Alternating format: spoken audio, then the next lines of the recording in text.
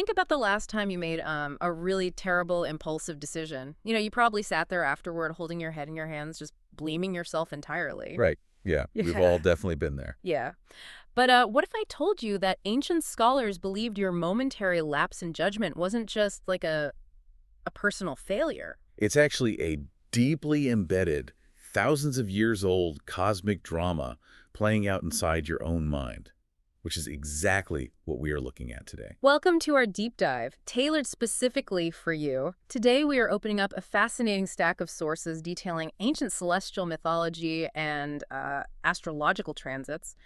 But we aren't just looking at stars here. No, not at all. I mean, we are looking at a literal masterclass in human behavioral psychology. Yeah. The premise here completely shifts how we view these ancient texts. Totally. Because they had this massive communication problem, right? Like the ancient sages had all this incredibly complex knowledge about human psychology and cosmic mechanics. Yeah, exactly. But you cannot just hand the average person a dry, technical spreadsheet of planetary degrees and expect them to understand the nuances of how human consciousness works. I mean, if someone handed me a textbook on the mathematical friction between pure wisdom and raw emotion, I would probably fall asleep immediately, so they had to encode it. Right. They turn these abstruse, heavy psychological concepts into wild, dramatic, borderline scandalous legends of gods and demons. They created simple fables for children, sweeping epic moral dramas for everyday people. It's basically like hiding the vegetables in a delicious pasta sauce, you know? That is a perfect analogy, actually. Yeah. Yes. Hiding the vegetables in the pasta sauce. Because by understanding the motivations and the betrayals of these celestial figures, you decode the behavioral traits of the planets in astrology. And by extension, you understand the invisible forces acting on your own daily life. So let's put this into practice by starting right at the center of the solar system. Which also happens to be the center of the human experience. Exactly, the sun and the moon. Authority and the mind. The sources refer to the sun as Aditya, and his origin story immediately sets, well, a very specific tone. It really does. The texts that tell us the sun was born to Adi and Sage Kashyap for one highly specific, ruthless mission to defeat the demons who had humiliated the gods. So he's a warrior from day one. Right. He's a winning warrior, an able administrator, a giver of boons. But the text makes a very careful distinction here. The sun is not inherently evil, but he is fundamentally fierce. Because to suppress evil and administer a kingdom, you need a certain level of necessary cruelty. Exactly. Or even just to lead a company or manage a household, you need steadfastness. The sun has to shine brightly, and that heat is intense. I imagine that much intense heat creates problems for anyone standing too close, though. Oh, it creates massive problems. And the ancients encoded this into a very domestic drama. The texts describe his marriage to a woman named Sangya, the daughter of the celestial architect. Yeah. She gives him several children, including figures who become lords of death and universal law. But Sangya physically cannot handle her husband's scorching heat. It's literally burning her out. Exactly. His uncompromising brightness is exhausting her. So she hatches a plan. She secretly creates a shadow clone of herself, named Chhaya. A shadow clone? Wow. Yeah. She tells this shadow, like, take care of my husband and kids, do not tell him I am gone. And then she tunes herself into a mare and flees to the north. Wait, so the sun's wife fakes her own presence just to escape his intensity? Yep. What is the psychological takeaway for the listener here? I mean, why encode a marital dispute into the sun's mythology? Consider what this means for the concept of authority. Yeah. In astrology, the sun is what is known as a separative planet. Its fiery, uncompromising nature can be alienating. Oh, I see. If you think about the most fiercely authoritative people you know, the CEOs, the relentless leaders, their drive is powerful, but it often isolates them. Right, it pushes people away. Just as the sun's immense heat drove his own beloved wife away, the sun's placement in a chart can cause separation or distance in whatever area of life it touches. The text even notes that other planets become combustible when they get too close to the sun. Because true authority is inherently solitary. That makes so much sense. Yeah. And I assume the sun eventually figures out he is living with a shadow clone. He does, yeah, but only because Chhaya starts having her own children with the sun, and she plays favorites. She starts ignoring Sangya's original children. Typical stepmother trope, even in cosmic myths. Right, so one of those original kids gets angry, tries to kick Chhaya, and she curses him. This immediately alerts the sun. He realizes a true mother could never violently curse her own child. Oh, that's how he catches her. Yeah, he violently confronts Chhaya, discovers his wife fled, and then has to go to his father-in-law to literally have some of his blinding heat physically shaved off on a cosmic lathe. Just so he can win his wife back. Exactly. He had to be physically dimmed down.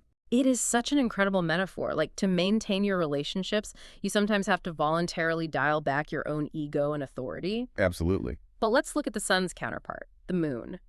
If the sun is this solitary external authority, the moon seems to represent something entirely different.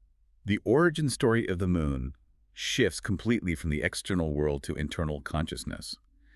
In texts like the Haravansha Purana, the moon isn't born in a traditional biological sense at all. Right. He is born through the intense concentration of a sage named Atri. Yes. Specifically, the moon is born from Atri's manas, which translates directly to the mind. The sources describe Atri concentrating so intensely that a brilliant moon-like creation literally flows out of his eyes. But this creation is weak and premature. Right. It falls to the earth. And the creator, Brahma, has to rescue this child. He puts the moon in his chariot and has him orbit the earth 21 times. And during those orbits, the moon drops seeds that sprout into medicinal plants and herbs. This act makes the moon the great nurturer of all living beings. He becomes the lord of seeds, water, and growth. But this is where the text presents a massive contradiction that I really want us to untangle. Okay, let's do it. On one hand, the moon is this vital, life-giving nurturer, but the sources also outline a history of terrible indiscretions. And they definitely do. Like, he marries the 27 daughters of Daksha, which represent the 27 constellations, but he completely ignores 26 of them. He spends all his time with just one favorite wife, Rohini. Yeah, he plays favorites. And his father-in-law becomes furious at this neglect and curses the moon with Kshaya, a gradual decay or consumption. How does the ancient text reconcile the great nurturer with this deeply flawed, fickle character who gets cursed to wither away? The reconciliation lies in what the moon represents. Remember, the moon is the human mind, the manas. Think about the nature of your own mind. It is incredibly fast, it is changeable, and it is highly prone to falling into improper states or, obsessive loops. The text points to a famous verse asking, "What is faster than the wind? What is more numerous than grass?" And the answer is the mind. Exactly. The mind and the thoughts of the mind. So the curse of decay isn't just a punishment, it's a literal description of how our attention works. Precisely. The waxing and waning of the moon, the gradual decay from the curse and the subsequent renewal, is the perfect metaphor for the mind's inherent instability. Wow. Our thoughts decay, our focus wanes, we get consumed by illness or distraction, and then, miraculously, we renew. The mind is capable of incredible nurturing, but it is also easily distracted and led astray by whatever favorite thought it currently harbors. Like spending all his time with just one wife. That is brilliant, which provides the perfect bridge to what might be the most scandalous story in this entire deep dive. Oh, the abduction. Yes. Yeah. If the moon represents our wandering, easily distracted mind, we have to look at what happens when that mind acts out in the worst possible way. The sources detail the abduction of Tara. This myth is a profound conceptual leap. It explains the birth of Mercury. Let me set the scene for the listener because it sounds like pure chaos. The moon, representing our brilliant but sometimes perverse mind, lays eyes on Tara. Right. And Tara is the literal embodiment of virtue. She is the beautiful wife of Brihaspati, or Jupiter. Now, Jupiter is the guru of the gods. He represents pure wisdom, tradition, and dharma. He's the establishment. Exactly. And the moon just blatantly abducts her. Jupiter begs for his wife back. The gods intervene and plead with the moon, but the moon, arrogant in his own cleverness, refuses. He actually seeks asylum with the guru of the demons just to keep her. It's wild. Finally, cosmic intervention forces the moon to regain his equilibrium, and he returns Tara. But she returns pregnant with the moon's child, and that child is Budha, or Mercury. So wait, let me unpack this. I need to make sure I am grasping the underlying mechanism here. The raw mind kidnaps deep wisdom's wife, and the resulting offspring is intelligence. Yes, you are seeing the exact psychological mechanism the sages encoded. The moon is the raw, impressionable, sometimes chaotic mind. Jupiter is deep, established, traditional wisdom. Okay. When the raw mind forcibly interacts with or wrestles with wisdom, even in a state of high conflict or improper behavior, it gives birth to Mercury. Mercury represents applied intelligence, logic, speech, and discrimination. Wow. So Mercury is the pragmatic application of the mind after it has wrestled with higher concepts. Exactly. But the sources add a fascinating detail about how these planets view each other. In astrological terms, Mercury treats the moon as an enemy, but the moon considers Mercury to be neutral. Wait, really? If Mercury is the son of the moon, why the enmity? Look at it through the lens of human behavior. A highly logical, intellectual person represented by Mercury is always deeply wary of the raw, emotional, chaotic mind. Oh, that makes a lot of sense. Right. True intellect recognizes how dangerous and fickle pure emotion can be. Logic constantly tries to suppress or manage raw feeling. The emotional mind, however, doesn't inherently hate intelligence. It just exists alongside it, remaining neutral. But the intellect must constantly guard against the emotional whims of the mind. Exactly. The myth provides the behavioral rationale for why your logic and your emotions are constantly at war. When you find yourself, like, over-analyzing a relationship or trying to logic your way out of a feeling, that is Mercury fighting the moon. It is brilliant. It really is. So, we have explored the solitary authority of the ego, the fickle nature of the mind, and the birth of the intellect. But applied intelligence can only get you so far. Right. You need action. Exactly. You can be the smartest person in the room, but if you don't have the drive to execute those ideas, nothing happens. What is the cosmic mechanism that forces us out of our heads and into the physical world? That mechanism is Mars. Mangala, the commander-in-chief. Mars is the planet of purposeful action, quick execution, and providing worldly shelter. And his origins ground him entirely in the physical, tangible realm, right? Yes, he is literally called Bhumiputra, the son of the earth. The sources provide two very different but equally intense origins for Mars. One suggests that eons ago, the Earth was submerged in a cosmic ocean. Vishnu took the form of a giant boar to physically lift the Earth out of the water and stabilize it. Right, the Varaha avatar. Yeah, and the Earth was so grateful for this rescue that she asked for a child, resulting in Mars. So action is born from the stabilization of the physical world. And the second legend is even more revealing about the energy required for human action. Lord Shiva was in a state of profound, depressive meditation on Mount Kailash following the tragic death of his wife. He remained completely static and internalized for years. Exactly. When he finally broke this intense contemplation, his agitated mind quieted, and a single drop of his divine sweat fell onto the earth. The earth transformed that sweat into a beautiful child, Mars. A drop of sweat from breaking a deep meditation. How should a listener interpret that in their own life? Think about the physical reality of sweat. It is the byproduct of heat and exertion. When Shiva's deep meditation breaks, that sweat represents the exact moment. Latent potential turns into kinetic energy. Oh, wow. In human terms, Mars is that sudden burst of adrenaline you feel when you finally stop overthinking a problem and just take physical action. It is the transition from pure stillness to vigorous heat-producing momentum. Mars makes things happen. He gives the qualities that separate the doers from the thinkers. But a warrior or a doer needs guidance. Raw action without direction is just destruction. Which brings us to the great rivalry between the two massive teachers, or gurus, of the zodiac Jupiter and Venus. Right. We touched on Jupiter earlier. He is the guru of the gods, a great benefic who composed treatises on Dharma. He represents traditional wisdom, righteousness, and dignified expansion. But on the opposing side, you have Venus, or Shukracharya. Venus is the preceptor of the demons. And the sources reveal that Venus possesses a weapon that Jupiter desperately lacks. The Marit Sanjivani Vidya. This is the literal knowledge of how to bring the dead back to life. Yes. The story of how Venus acquires this power is so visceral. He prays to Lord Shiva with absolute, terrifying devotion. It is a total surrender of the self hanging upside down over a fire, inhaling only smoke.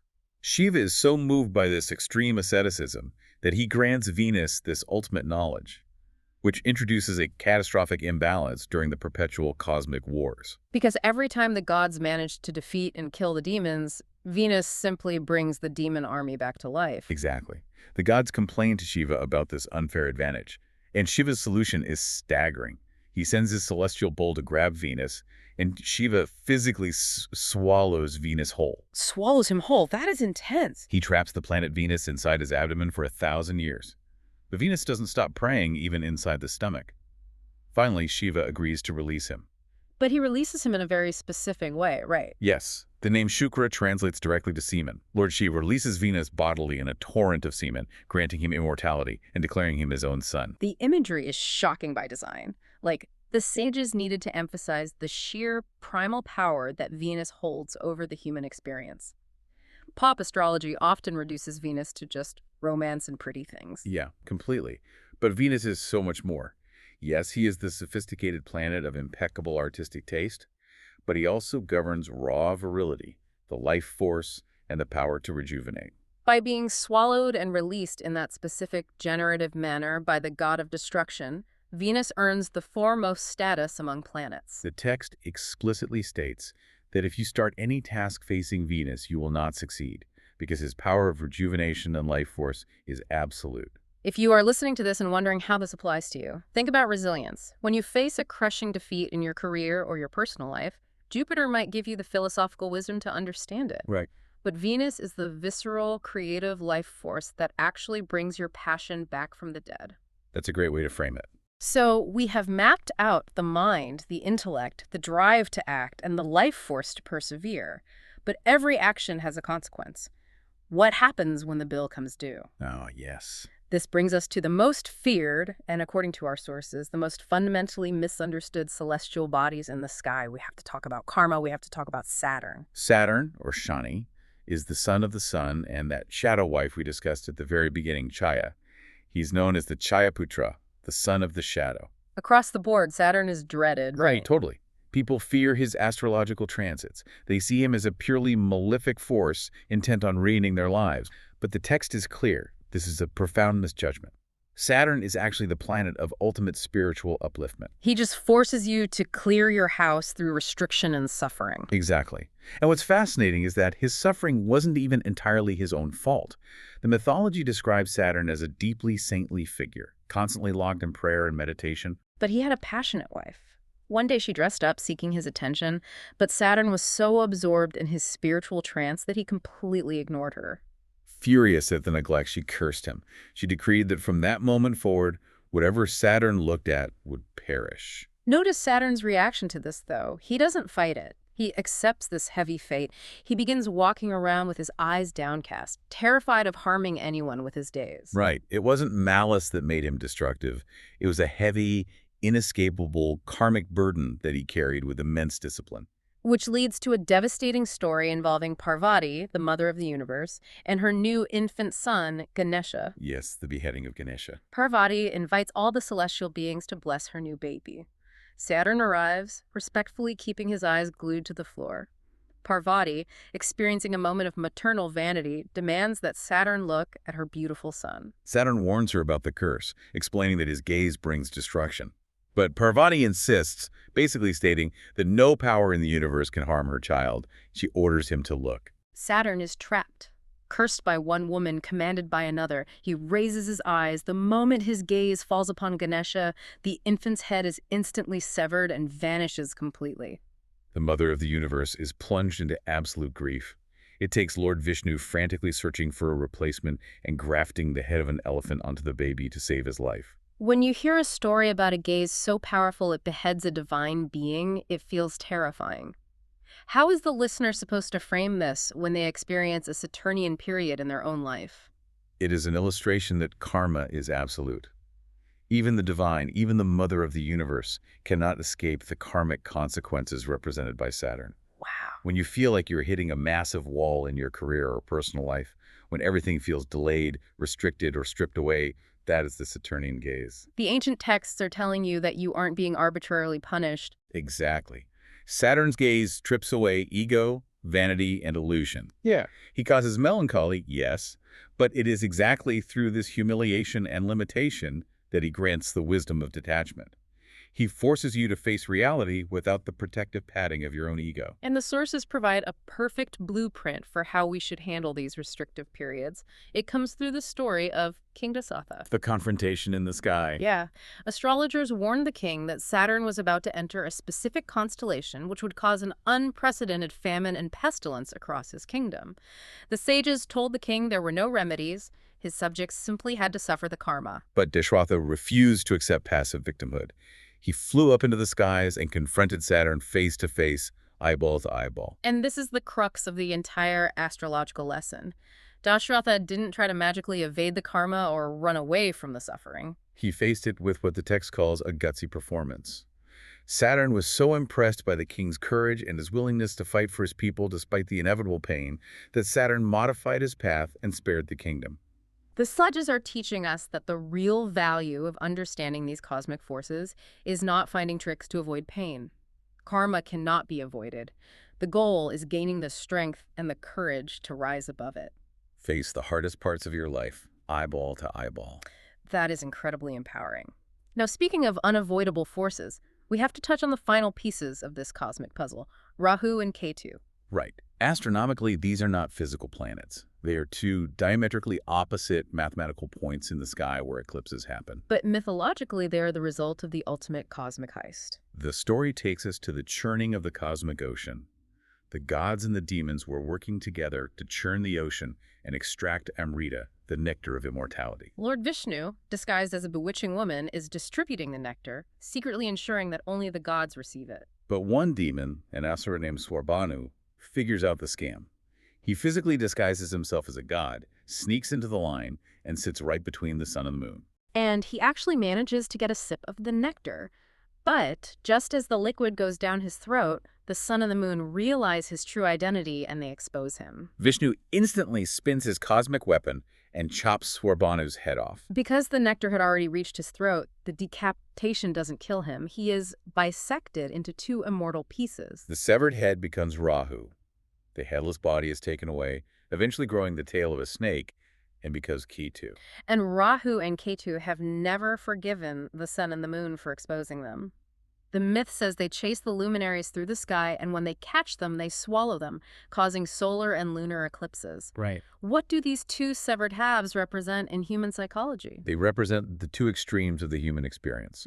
Rahu, the immortal head without a body, represents pure obsession. Oh, like a head that just consumes. Exactly. Think about modern doom scrolling, or an insatiable hunger for status or material wealth. Rahu is the hungry intellect that can consume endlessly but never feel full because it has no stomach. It causes the eclipses of our clarity, pulling us into illusion. And the headless body. Ketu is the exact opposite. Without a head, without eyes or a mouth to crave the material world, Ketu is free from ego. He becomes a saintly, revered seer. So Ketu represents moksha, or spiritual liberation. Yes. Rahu pulls you violently into the material world of obsession, and Ketu forces you to let go of it entirely, offering final release.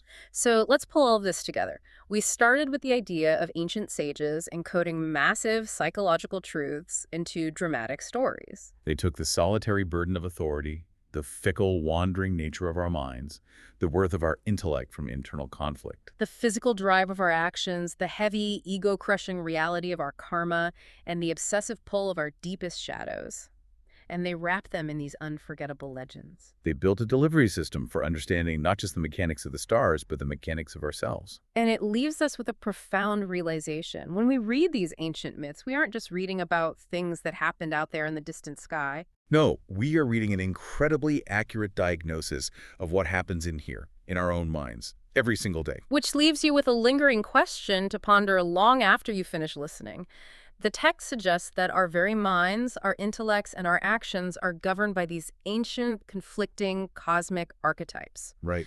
If your rational mind is just the moon, constantly waxing and waning, and your intellect is just the byproduct of a mythological struggle, how much of your daily decision-making is truly your own? And how much is just this ancient, thousands of years old celestial drama playing out in your head? It is a question that completely reorients how you view your own choices. It really does. Well, until next time, keep diving deep.